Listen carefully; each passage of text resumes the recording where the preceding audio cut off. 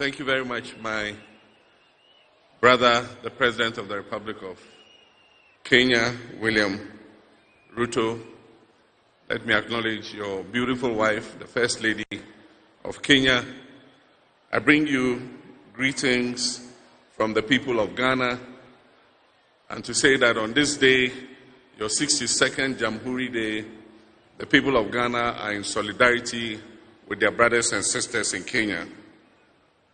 On this day, we pay respect to the memory of our forebears who fought for our freedom, and we do not take their sacrifice for granted. The friendship between our independence leaders, Mzee Jomo Kenyatta and Kwame Nkrumah, has become an enduring flame that has continued to bind our two countries together. Our forebears won us political independence. It is the responsibility of our current generation of African leadership to win economic independence and prosperity for our people. Africa faces many challenges, including a global order that is rigged against it. We face systems that make us suppliers of unprocessed raw materials and importers of finished products. The time has come for us to add value to Africa's exports. The time has come for us to claim a fairer share of our natural resource endowment. The time has come for us to provide transparent and accountable leadership. The time has come for us to unleash the creativity and energies of our young people.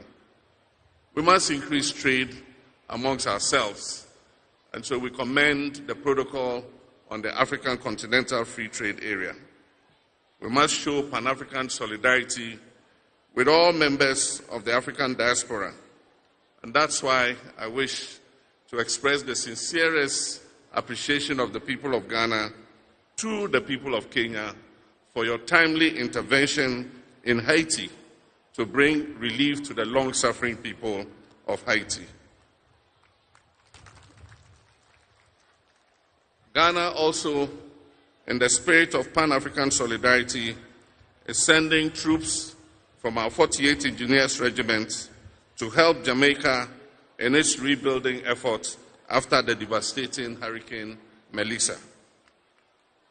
Kenya continues to be a respected member of the African Union and other international bodies.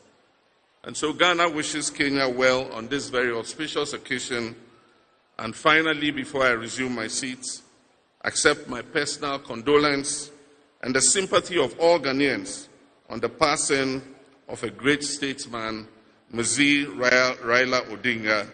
May God grant him peaceful rest.